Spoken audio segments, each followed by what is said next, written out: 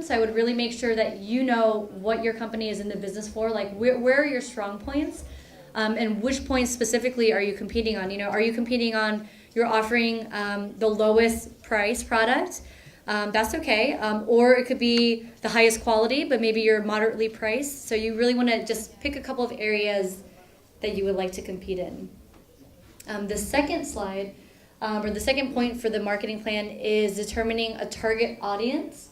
And the first step that I do to kind of determine this audience is I use demographics as my key indicators. So this is, just a basic intel gathering. You want to make sure that you know the average age, sex, income, where your client's geographically located. This is really important, especially when you're doing any kind of direct advertising or print advertising. You really want to make sure that you're able to quantify or to really understand this demographic population. Is your target audience, are they more conservative versus aggressive? Are they traditional versus modern? You want to make sure that you understand their purchasing habits and their behaviors. So are they buying your product or service? Is this a daily occurrence, or is it bi-monthly or annually? For example, if you have a product, if you're selling Christmas tree ornaments, then you want to make sure that you really understand when are they buying your product. If they're only purchasing September, October, November, December, then you want to make sure that that's your peak time to allocate dollars for marketing and advertising. For data gathering, I would really use the official government data on your market or the industry. You can use economic indicators as well, like the price indices or the cost indices. You can use employment statistics. Earlier in the keynote, we talked about the U.S. Census, which is another agency within Department of Commerce. So all of these government sites are helpful places kind of for reference to determine your target audience. And if you have more money in the budget, you can also employ trade groups to capture industry trends. The next slide, marketing goals. It's important that you really define, you want to well define your marketing goals and make sure that these goals are measurable and quantifiable. So one thing that I like to do is I like to work backwards. So if I say, I want my income to increase 20%, then that'll be my goal. And then from there, I'm going to start working backwards to see how can I reach this goal. It's important that in your business plan, you assign the roles. You really want to make sure that your PR person, your PR manager, you put a lot of time and energy into selecting this person, because this person is the voice of the company and they're also the voice of authority. And so this PR person will handle kind of just the look and feel and the image and the branding of your company. So this role is crucial, especially if you're not doing it yourself and then you're employing somebody else. I always say that the best free marketing tool is good customer service.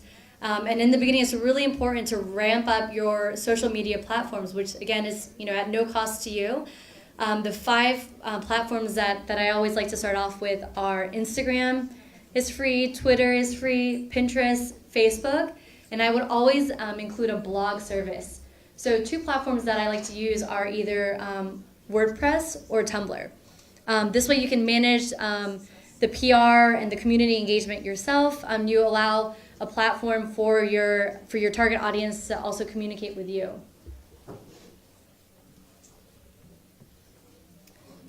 So the fourth is we go into the marketing plan.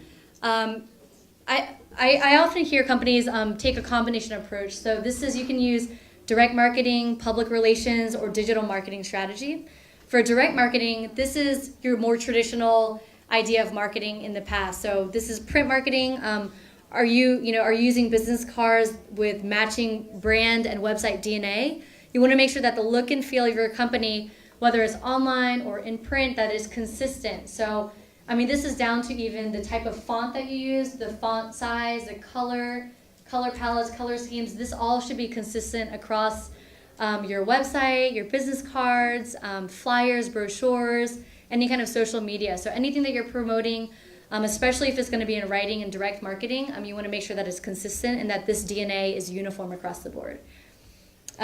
Direct marketing also includes interpersonal sales. So this could be done through in-person contact, You could do cold calling by phone or email campaigns. The second one is public relations, which includes special events, customer service, whether or not you're going to employ a website manager or a graphic designer. You can do webinars on your website or mass emailing. And then two platforms that I like to use for the mass emailing are Emma and MailChimp. And so once you have a good base understanding of your target audience, then you can start pushing this contact information into a CRM system to be able to do the mass emailing. For digital marketing strategy, again, I mentioned social media. You can have an e-commerce platform. You can employ SEO, the search engine optimization, and Google AdWords. And it's important to capture all of this marketing plan as one component of your business plan, and that you include it in executive summary for this. And then just the last step is creating your marketing budget. So really figuring out how many dollars are you going to allocate for marketing. You want to make sure you determine the annual marketing budget. A lot of folks do this in a number of different ways, but you want to just decide in this plan, are you going to use newly acquired funding for this? Are you going to take out a business loan for the marketing and advertising efforts of your company? Are you going to borrow, or are you going to self-finance? And again, the business counselors at SCORE are traditionally have been really good with helping folks kind of compare the costs of advertising and marketing efforts. So dollar to dollar, should I create a brochure? Should I use Google AdWords? Where can my dollar, just be spent to create the biggest impact? And questions? Thank you so much for your attention.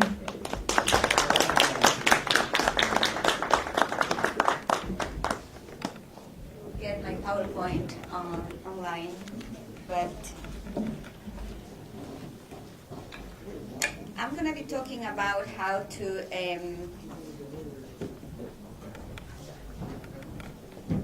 go global and strategic points about it. Do you have the PowerPoint? Yeah, so just tell them your session and they'll change it. Just tell them just tell them they're waiting for you to tell them the session. Oh, okay. So I'm going to be doing the financing your business. I'm going to be doing that kind of quickly, but first I'm going to do just going to touch a few points about the strategic how to go global. Okay. So, how many people here are already in business? 1, 2, 3. So you have been in business for over a year in the United States. Okay. Now you want to branch out to another country, to Africa, let's say, right? That's the purpose. You cannot go global without having a USA business. You need to have a business in the United States so you can have access to all the perks that the government has for you. There is plenty of financing. We're going to be talking about financing when the time comes. But if you are not a United States business, what is the strategic for you to go to be doing business in Africa anyway? Probably you can put things in a suitcase and just take it and you resell it for double the price. If that is what you consider business, all right, that's the way how you do business. But it's not a formal business in the United States. You don't need financing for that, right? Right?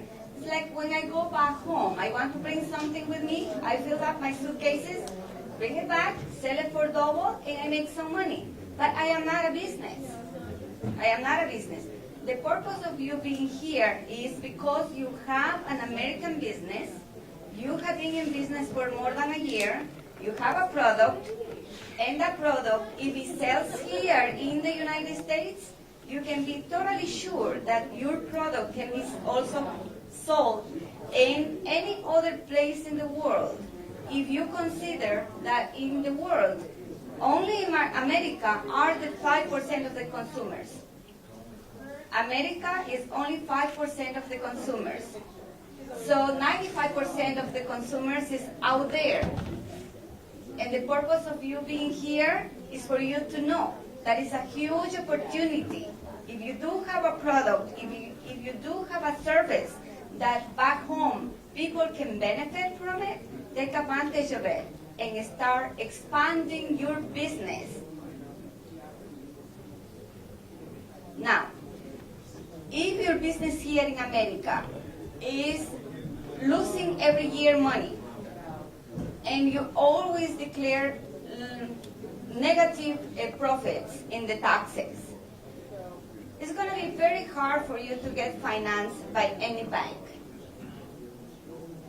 You need also to start looking at your personal funds, personal credit in America, because we are rated and graded based on how do you behave with money here in America, which is not used in many other countries. But here in America, we are rated by the way how you manage your money in your personal side. If you do that correctly, they can infer that you can manage the money of the business in the same way as well. And there is also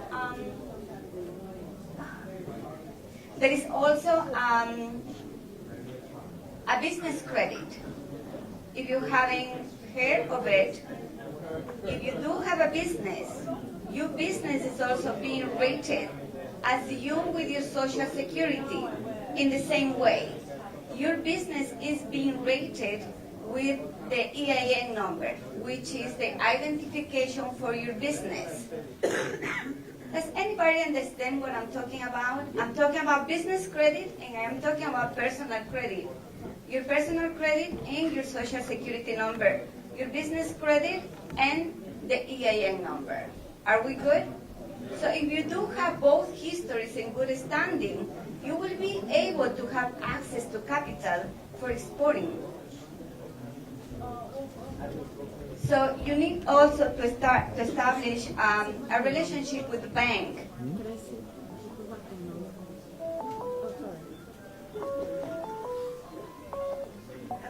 Okay, those phones are going. So talking about strategic points, what is it that you know about going global? Anybody?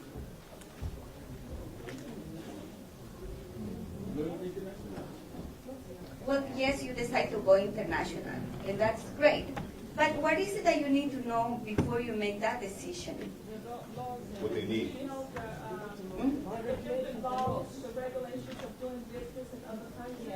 You need to know the regulations of doing business in the country that you want to go to. So the question is, where do you want to go to? So where can you get that information for you? I really don't want to repeat because I heard a lot of people talking about that a little while ago. You can go to the embassy, yes. Yes, the contract, for example, like in Africa, for example, you can see there are a lot of agencies, I mean, the public agencies. Also go, and you can actually write this down because I did not hear mentioning expo.gov. Expo.gov. If it was mentioned in the morning, I was not here. So that's a very good resource for you because you can go, click your country, and see what is needed in your country. According to what is needed in your country, you can start focusing in the product that you want to bring over. Are we good? Export.gov. There are trade shows that they do. There are webinars that they do have to train you how to go global and very specific to the place that you want to go. For example, if you want to export a product that you have here that is related or you need to make it with ammunition, you're not going to be able to do it because there are regulations for that. So the Department of Commerce has that information for you. There is a list of all products in the government websites, products that you need to bring, products that do need a license, products that do not need a license. And just for your information, 95% of the products that are exported do not need a license. 95% of the products that are exported do not need a license. So that's pretty good, right? So there was 5% that is left are products that are exported from government to government. You don't want to get into that, okay? About virtual businesses. When you sell in a virtual business, you're selling a service, so it's not really a product. You don't have to go through customs or VATs or any kind of custom duties. And I was really kind of inquiring about, do you really even need anyone on the other side, being that it's on the World Wide Web? What is the regulations and the legality of that? Well, that's a very good question. I am not an international attorney, so I cannot speak about the regulations. However, you mentioned here about the regulations. We have a Gail here. Did you speak about the regulations? What do you mean by a virtual company? What are you selling? So let's say that I'm actually building websites in another country. You're building websites? Yeah. And you're building websites for other people? Right, like, Okay. like there's established in some other countries in South America or Africa. Right, okay. And you have much business overseas? Do I have much? Well, let's say yes, in that aspect of it. But Okay. I want to understand, like, I know that if you're selling product or a physical product, that, you know, you have custom duties and VATs and Yeah, things so of you that have a particular physical nature. product, But yes. if you're selling a service that's virtual, is there There may- those there same may- laws apply? Depending on the country, there may be labor laws involved, and there may be VAT in Europe, depending on the country. And Right. it's all country by country. Okay, but in like in Africa, emerging markets, or Brazil, or things of that particular Brazil, nature? you've got 52 markets in Africa. Each one's different, okay? So you can't just say Africa, okay? Which I understand that, but So I need you there to are answer the question instead of being so. There are individual rules and regulations that each sovereign country has made to protect its people and its economy. So what you need to do is to investigate each of those individual countries as to the rules and regulations that are governing that country and the importation of services. Because it may fall under labor laws. I just want to bring to your attention, like, basically, like, broadband has been just actually from France. They started from Morocco and they took it all the way around to Kenya. And this has happened in the last 10 years. So I don't really know if they have internet laws in place right now. Because Yes. within the last Yes. 5 Every years, country. from the last 5 years, they took the broadband cable and they dragged it on the coast of Africa, and now they're actually starting to connect broadband in Africa. So I don't know if these laws are current right now, as you were saying, or are actually in existence because it's so new. Yeah. I've done business in Nairobi, Kenya with Ericsson, and there is high tech in Africa. The claim that someone just threw an internet broadband cable to Africa, with all the respect, is ludicrous. Like the claim that there has just been thrown a broadband cable up from Europe to Africa is a ludicrous claim. I've done business or interacted with companies like Ericsson in Nairobi, Kenya, and other places, and there's high tech, high data volume, high speed in Africa, in places that there is more speed than even here in the U.S. Of course, South Africa and Kenya, yes, but we're talking about Rwanda, where they only had an intranet. They didn't have internet. They were going all by satellite. Not every country is up on the internet, just as Kenya, This is true. and The South Africa. penetration in the market is not the same in Correct. all the So countries. make sure you make that clear, that it's not in Gambia, it's not like that. Or Uganda is not like that. Or these other countries is like that. So the best thing to do will be to go to the embassy or just go to expo.gov and click the specific country you want to know the rules about. And then that will be basically my answer to you, because that website, you have no idea how amazing it is. For example, I wanted to do an export business to my native country, Ecuador. And I find out that I cannot do it because the past year, the president passed a rule that everything that is not made in Ecuador will pay 40% taxes. So there is nothing for me to bring. So that type of information, you find it in expo.gov. Okay, it's very, very easy to find the information. And also, what is good about it is that you can actually you can tell in the search engine, I want to bring this. You will get a regulation for it. You will get a regulation immediately. And you have a list of what the country is actually looking for, and the banks that are helping to develop those countries. You may have even access to capital for that from that specific bank. If you bring in what actually the government wants you to bring, you can just not decide, oh, I want to bring peaches to whatever country. In this presentation, you are not going to be looking at how to actually get money to bring your items to Africa. This is how to finance your business here in America first.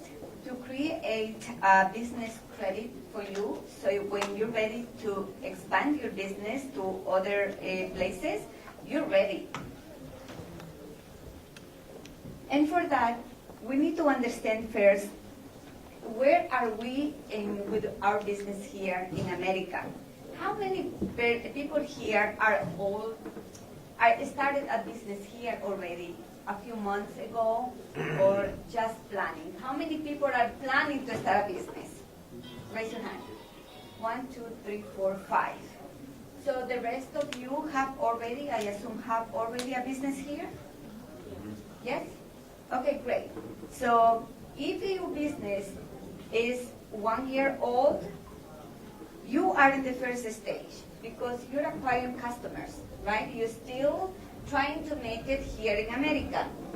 Are we agreed? Okay. So you probably are not even profitable at this point unless you have an innovator, you have created something that is going to benefit everybody and everybody is buying it, like an iPhone probably. If you are in that position, you are probably profitable. But if you are not, you are trying to get the existence of your business. It's like a baby, right? The baby is growing, needs a lot of care. It needs a lot of care, not only by you. It needs to be fed. It needs to be taken to the doctor. It needs to be, it's your baby. Your business is your baby during the first year. It's a lot of managing, a lot of handling. And you have direct supervision of your business. You open early, you close late, right? You sweep, you do dishes, you do everything. You run to the bank, and you manage everything for your business during the first year. The second stage of the business is survival. At this stage, we're talking about more than 1 year, 2 to 3 years probably. You already have your loyal clientele. They're coming back all the time to buy from you. And those customers, your loyal customers, are also your promoters, meaning your business is growing without you putting a lot of money into marketing, because your loyal customers are already helping you to grow your clientele. Are we good? Yes? I just want to know that I don't want you to get lost in the business lingo, but and I don't want also to sound like this is a class. This is not a class. This is a conversation. Me telling you that business actually have stages. If you didn't know, well, I'm glad, because businesses have stages. And we're going to the third stage of the business, which is success and disengagement. This is when your business is actually functional. This is when you plan to go global. This is the time. It is functional. You don't need to be in the business for the business to run. The business runs by itself without you being present. Disengagement. You can supervise your people even if you are in South Miami getting tan and all that. Your iPhone is always available. You can check on people, your people that is working for you. That's what it means. 3rd year to 4th year in business. Stage 4 is take off the business. Divisional. This is when your business here is already big enough that you need to have an accounting department, a division. It's not only the CEO anymore. It is the CFO. You need to hire someone actually to run all the financial logistics of the business. And you also need a marketing department, divisional. Your business is growing and now is growing by divisions. And the stage 5 is maturity. All the people are working for you perfectly, and here's where you decide what to do with your business. Do you keep managing? Do you sell it? Do you sell 50% of it? Or you give it to somebody else, like relatives, family members, to keep running your business, or you just sell it. But it is important for you to know this. What stage are you in? So there is plenty of money. The banks are swimming in money, pools of money. And they're competing among themselves for very little qualifiers. And this talk here is for you to become a qualifier. Their banks are competing among themselves for the same group of people or business owners who qualify for the money. So next we have the next section is intellectual property, patents, copyrights, and trademarks. Say, does everyone understand what a patent is? Yes. You understand what a trademark is? Sorta. You understand what a copyright is? Sorta. Okay, so if you're in the business, one of the salient questions we usually get is my idea worth protecting? And sadly, but surely, a lot of ideas they're good, but they may not be worth protecting in a certain point, meaning if it's not unique for the relative value that you're looking for.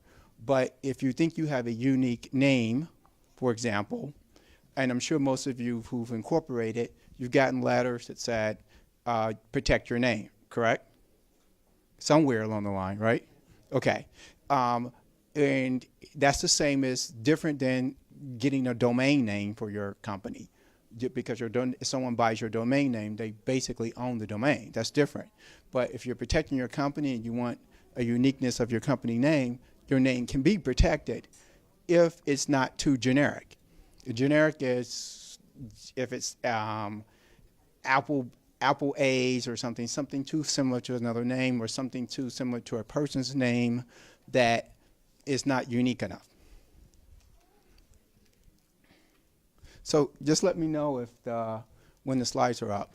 But typically, I'll just kind of skip ahead just as we wait for them, in the sense that a patent is usually for something. It can be a process, it can be a design, it can be an invention. Okay, but patents have some general issues in the sense that a patent can expire. Okay, and once a patent's expired, it's in the public domain. So typically, unless you're manufacturing something or have a process or design, you're typically not looking in the patent route. You would typically be looking more in a trademark route, or if you're producing film, books, media, or something, in the copyright realm. And in that sense, I'll cover some parts of it that's unique for some of you, and I would advise that if you haven't, you may want to consider protecting whatever you think is unique. So guys, just signal to me if you're ready. So I usually start out by explaining to people what is intellectual property and the like, in the sense that the intellectual property is one of the few things that's actually started out in the inception of the Union, protected by the Constitution, because in the U.S. before the Constitution, one of the biggest things was that when we were colonies of the British, it was anything that you owned was automatically property of the king. So, in the Constitution, IP is explicitly protected by the U.S. Constitution under Article 1, Section 8, Paragraph 8, whereas the Congress shall have the power to promote and progress of science and arts or use and for limited time by authors and inventions and etc. to make all laws that are deemed applicable. That was one of the founding things of this union. So, it was a question? So with that, if you're in business and you're in violation of someone's copyright or patent or something, it's very easy. You'll be sued or you'll be served with a cease and desist. So in that what is it? It's all IP is for the creations of the mind, artistic works, symbols, names, images, and etc. Intellectual property is divided into two categories: industrial property, and includes inventions and patents, trademarks, institutional designs, and graphic indications of source, and copyright. And the rights related to copyright include those of performing artists, performers, etc., of photographs and others. If you've watched like the NBA or the National Football League or something, you see that expert at the end that says everything is all protected by the NBA and belongs to the national broadcast company and et cetera. That's their enforcement of that particular broadcast. So a patent is not a right to practice or use an invention. Rather, a patent provides the right to exclude others. That's sometimes when I'm in dialogue with people about protection, they believe that because they patented, they had a license to sell. And if your premise of your business was to get a patent and license to sell, you have the wrong premise. Rather, a patent is the right to exclude others.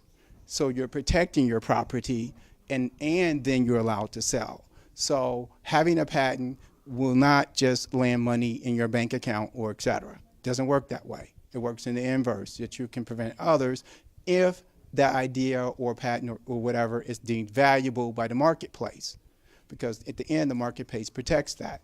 Now, in the take of a trademark, for most of the time if we're consulting or talking to businesses, what we end up telling them is that, hey, what you have is more durable under a trademark because a patent expires, whereas a trademark is a distinctive sign, signature, or indicator of a device, label, etc., and is covered by the marks of trademark, etc. But a trademark is governed unlimited as long as you have it in active use and you have not stopped using it in a period of 7 years.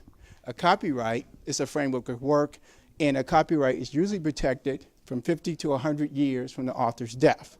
So the person's estate, in the case of Whitney Houston or Michael Jackson, their estate is the parts that are receiving the revenues for any copyrighted works. Does it make sense? Yes? Okay. So in that is that what is it important? Have you encountered any IP issues? Generally, when someone has started a business or something, the first thing you ask someone, and the demonstration and improvement of your business plan, where did your idea come from? Okay, that's very important because if the foundation of your idea is protected and it's someone else's idea, you really don't have a business plan. It will, if you become successful, the person will enforce their particular IP. Does that make sense? Yes, no? Okay. So once you've had that, then it's a point of a person identifying what particular IP is. Is it a patent, is it a trademark, or is it a copyright? And believe it or not, there are issues where people do not know the difference. In the sense of a patent, most people use patent and trademark interchangeably, and that's generally not the case. patents are only 5 types: design patents, biological patents, business method patents, and chemical patents, and software patents. And those are usually durable for 15 years from the date that it's granted. So it doesn't usually, if you cannot exploit the market from the time that you've been granted the patent, it will enter the public domain, unless you can make some primary modification or something to extend your patent. Drug patents are a common source of expiration, but they've extended the formula by changing or modifying the formula. So the reason I bring up intellectual property, an example was if you guys are old enough to remember when during the Christmas season, since it is close to Christmas, that you used to see It's a Wonderful Life over and over and over again. That was a case when, by a clerical error, that the Telefilm Association prevented it from filing for the copyright, and thus ABC, CBS, Fox, and others could play It's a Wonderful Life without paying for it until they could correct that error. So that's what happens when you make a slight or mistake with any part of intellectual property. Someone could use it, and you lose. The best example I give for people for IP protection is that most of you text, right? Okay. So haven't you ever text someone with the smiley face? No? Yes? Everyone uses the smiley face, right? Yep. How much you think the guy gets paid for texting with the smiley face? Nothing. He didn't file for protection. It's free. Yeah. Isn't that great? Isn't that great? So that's the example that now, of course, he invented it, used it, but forgot to protect it. So there are numerous examples, but that seems to resonate with everyone about the smiley face. No one has made any type of money with the smiley face. So on that, what is a trade secret? So in durations of discussing someone in business, of should you protect your work or not. Now remember, if you think you have a design patent, you have to publish that and with the patent office, and thus in a certain period of time, your design will enter the public domain, or other people can see your design. And in the sense that you may make a judgment case, say for a particular process of making steel, of making anything, making juice, making a formula, you can decide that you're going to use what's called a trade secret. What's a trade secret? Want to take a guess? Anyone? Huh? Would you say? Coca-Cola is a trade secret. That's right. You want to say something? Keep it is to keep it. Now, if for the person who mentioned Coca-Cola, anyone explain what will happen if the Coca-Cola formula is revealed? What will happen if it ended up on the internet? Yeah, that's right. They lose because it's not protected. So yes, if you can find the formula, it's yours. You can copy it because it's not protected. And that goes for the KFC or any other recipe that is generally protected by what's called a trade secret. So I don't know, is Mohammed here? Mohammed Diallo? Hello, everybody. How are you? My name is Mohamed Diallo, and I'm one of the founders of Ginger Bros Inc. And Ginger Bros Inc. is a company that brings to market West African beverages and products. When my brother and I, we saw a need within the community to basically that there was a lack of branding with African products and names. We have a lot of great products, but most of the time it's homemade or it's made within a restaurant. And every time you go to various places, it varies. So as a result, we started Ginger Bros, and our first product is ginger, which is an organic ginger juice. One of the first things we had to do was do a whole lot of research, because you have to protect your intellectual property, and you have to know what you're getting yourself into before you do. So we had to figure out whether it was best to go through an LLC or a C Corp, how to raise funds, and and all of those things. And down the road, of course, you have to protect your name. And so yeah, trademarking was played a very important part of things. We actually used for a lot of our services, LegalZoom is amazing. I mean, you don't have to do much, to be quite frank with you. You just have to reach out to them. They'll send you a lawyer. They'll give you all direction that you need. We actually have counsel outside of them as well, just to make sure that we're doing things properly, we're doing them the right way. Sometimes it's best to talk to 2-3 different people to make sure you're doing the right thing. My brother did most of the filing, the paperwork, but I may be able to answer some questions if you have any.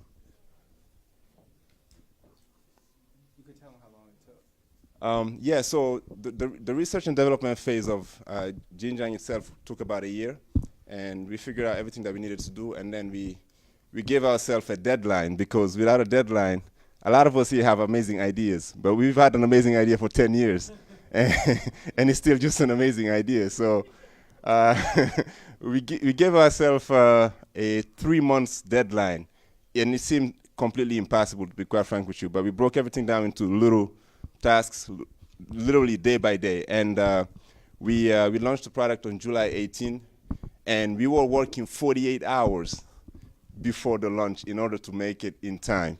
So, and that's getting the labels made. We had over 73 different designs of the bottle we had to pick from. So the bottling package, I have to bring out a bottle. Is there a bottle out here I can show? Okay. Yeah. So we gave ourselves that deadline, which was very, very important. And within 3 months, we were able to. We launched barely on time. Yeah. You know, this is when I talk about branding. This is what I'm talking about. We've always had ginger juice. Every West African restaurant you go to, almost they have a version of this. But the issue was we love this stuff. So much back home, but since I arrived here, it was almost impossible to find the right balance, the good tasting one. You'll find one and you'll get excited. You come back a couple of days later, oh, the lady that made it left. She's not feeling well, or it's totally different. Despite you have no idea when it was made, when it will expire. So it got frustrating. So we started making it in-house. And it wasn't bad. It wasn't great at first, but it wasn't bad either. So we started calling people, getting advice, and eventually we came up with our own recipe. And at one point we had about 14 different ingredients. And we went back down to 3. We went back up. So the point is, it wasn't easy, but we made it. And this is trademarked. We're an LLC at this point. We first registered as a C Corp because we thought we were going to get like 1,000 investors. So if you don't know, if you're going to get a lot of investors, it might be best to go with a C Corp or elect for an S Corp, simply because with an S Corp you can just send them a K-9 and they can elect to pay their taxes. It's a little trickier, but if you're only going to have 2 to 3 people or even 10 to 20, it might be best to go with an LLC and basically figure out as you go, and you have the option to switch around the tax election that you want. So yeah, we had to dissolve the C Corp and recreate the LLC. And that created all sorts of problems because the bank was telling us we have to close the account. We didn't want to close it because we wanted the records of the company to show so that when we go for more funding, it shows. But so we worked that out somehow. But so yeah, definitely make sure you know what kind of company you're creating, what kind of structure you should have, because it's very important. Yeah, I don't want to keep talking. Do you have any questions? Do you want me to elaborate on something? How do you guys go about raising funds? I get that question a lot, and what I've learned within this whole process is, like I said earlier, everyone here has $1 million idea. Everyone. You ask them, they'll have the idea. So as a result, people are scared of taking too much risk Because if I ask you, you'll have an amazing concept. I need to know, will you follow through? Can you do it? So we went to people, and people were interested. They thought it was an amazing idea, and they even said they would invest. But when it came time to give the money, they were scared. They backed out. A couple of people were saying, here, but I really need this money back in 6 months, or you need to guarantee. So we realized that even if we can get money, that may not be the best way to go. So we mostly bootstrapped, and we created everything. We had a prototype, we had a bottle, and after we launched, we literally had on that day somebody come and offer $300,000 to buy into the company. We didn't take it yet. We didn't take it. But my point is, you have to make the product. You gotta make the product. They gotta see something. If you want to create an app, take $5,000, borrow it from wherever, create the app, and then go and show it to them. Your business plan has got to be crazy. It's got to be ridiculously good. And I'm lucky because my brother is a biomedical engineer, and he did research. He has a master's from Munich, so researching is his expertise, and he's a chemist at the same time, so I didn't have to worry about that. I just have to worry about the business side of things and the sales side of things. So he wrote an unbelievable business plan, and we were showing it to people that worked for major firms, and they were blown away by how good he was. So I wasn't surprised personally because I know him. But yeah, the business plan's got to be good. And if you cannot do it yourself, get help. Like get somebody to help you out. Get someone to advise you at least. It doesn't have to be a 20-page business plan in the beginning. A business plan shouldn't be more than 10 slides maximum, and the presentation shouldn't be more than 20 minutes.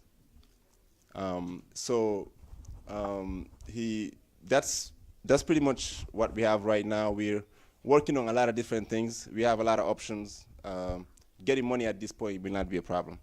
I can tell you that much. But the funding, don't try to get. You could get it, but it's really difficult. And after you create the product, there's all sorts of funding out there. I mean, the small business services can help you. There's a lot of state-sponsored stuff you can get. There are a lot of competitions. The bank will give you money if they see that the product you're making looks like it might be successful. So I don't know if that answers. All right. Can you touch on the marketing aspect? Marketing, like I told you, we bootstrapped. So it was hard to take a lot of money and put it into marketing. But one thing we know is these days anyone can use social media.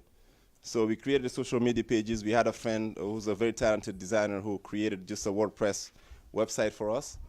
And we started with that. And we were marketing that. We were paying like $5 a week on Facebook just to make sure that it hits. It's not much, but it did something. But the biggest focus on marketing for us was really doing samplings.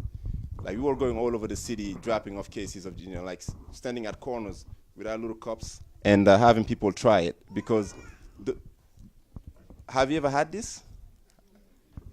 Would you buy this if you see it sitting on the shelf without trying it? Probably not. So we knew that would be the problem. But we knew the moment they tried it, if they like it, they may buy it. So we did a lot of that. Currently, we look for bloggers, food bloggers in the industry, and some of them decided to write about us. We're currently in the Smorgasburg Food Festival, which has 5,000 people a weekend. So that's like a huge platform for us, and we sell out every weekend. So the next phase is once we raise the next round and the next round, we'll have a budget for marketing, and we have a way of doing that. But for the moment, we haven't done anything crazy yet.